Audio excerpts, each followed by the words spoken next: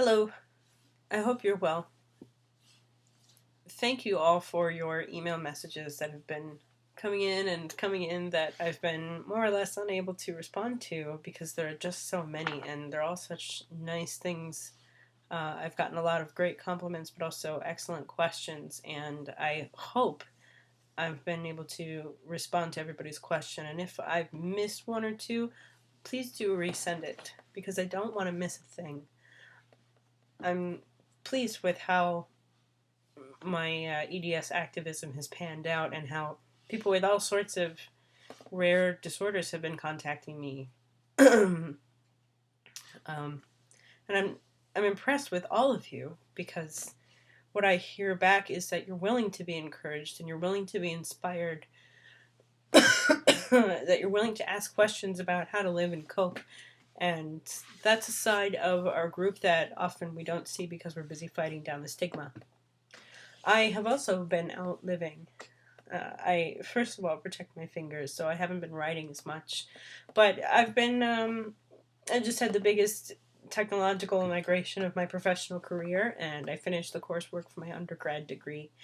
I've been raising a rescue dog.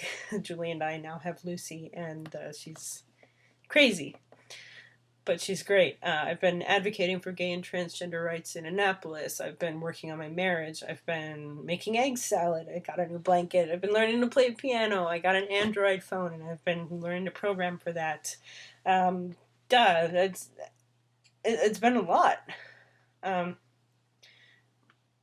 So writing used to be my primary way of interacting with the world, and I used to do it a lot. But now my hands hurt most of the time, so I don't write so much anymore. That's why I started making videos in the first place. And the encouragement from YouTubers, EDSers, the transgender community, the gay community, and my wife, of course, Julie's encouragement, they've all been colossal in encouraging me to make more.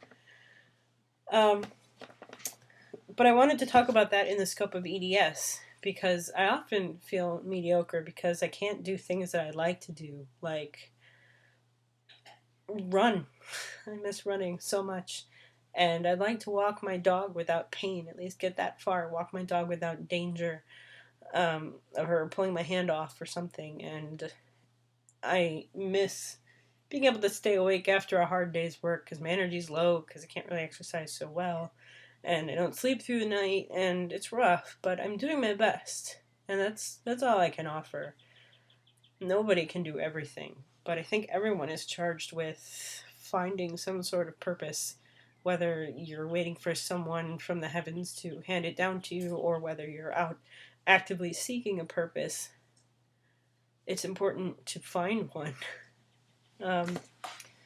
I'm trying to do the same thing, really. I've got to pick a graduate degree program, and now that med school is out, I'm lost. I'm also, excuse me, I'm just so sick. I've got to pick a graduate degree program, and I'm not sure what to choose. Med school was my goal, but now that's out because it's unrealistic. It'll just suck all of my not money out of the bank, and it'll sap me of my energy that I'd rather be putting into a family at this point in my life. And so I'm looking for anything that might have a better trade-off. I'm looking into public administration, a master's in nonprofit work, bionics, neuroscience research, counseling for people with rare disorders, perhaps, helping people get their lives together with it, education, reading, writing, English, history, English language. There's any number of things. I have all these diverse interests, and I just don't know what to choose. And I think I might be interested in public speaking now that I see the impact that I can have based on what I do on YouTube. But I don't know that that's where I want to spend all of my energy, but I certainly have plenty to say.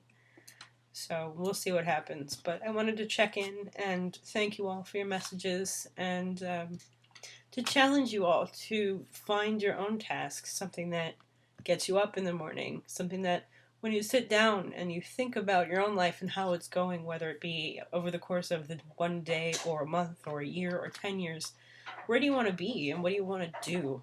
Um, what are alternatives? I think it's real easy to zoom in on what we can't get to or what it's unrealistic to strive for, and that deters us from our chance to become fully connected people in our communities.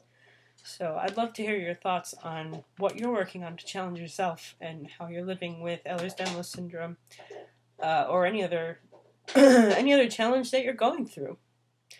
Be well.